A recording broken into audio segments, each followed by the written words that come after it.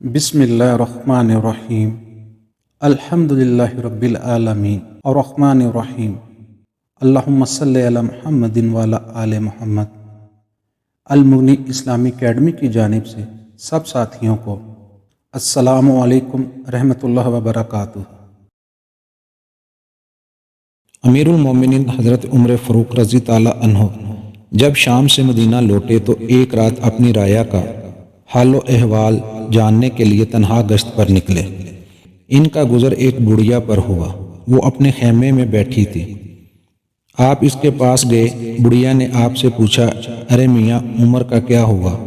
آپ نے جواب دیا، وہ شام سے باخیر و عافیت واپس لوٹ آیا ہے۔ بڑھیا نے کہا، میری طرف سے تو اللہ تعالیٰ اسے کوئی بہتر بدلہ نہ دے۔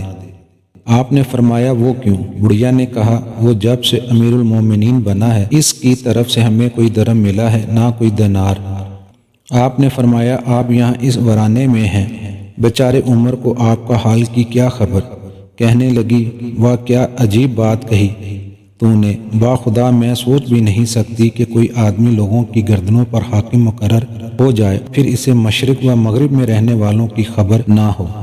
یہ سن کر حضرت عمر رضی تعالیٰ عنہ رو پڑے اور اپنے آپ سے کہنے لگے، ہائے عمر، ہر آدمی تجھ سے زیادہ سمجھدار ہے۔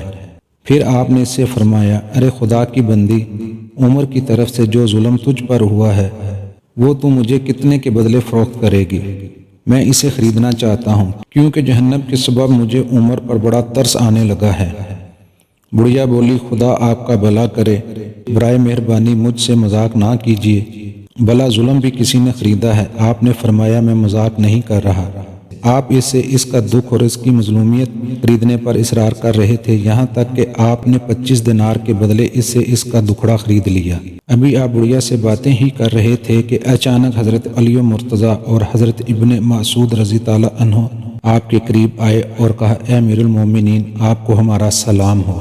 امیر المومنین کا لفظ سن کر بڑھیا کے اوسان خطا ہو گئے۔ اس نے یہ کہتے ہوئے اپنا ہاتھ سر پہ دے مارا، ہائے میری کم بختی کہ میں امیر المومنین کو منہ پر گالیاں دے بیٹھی۔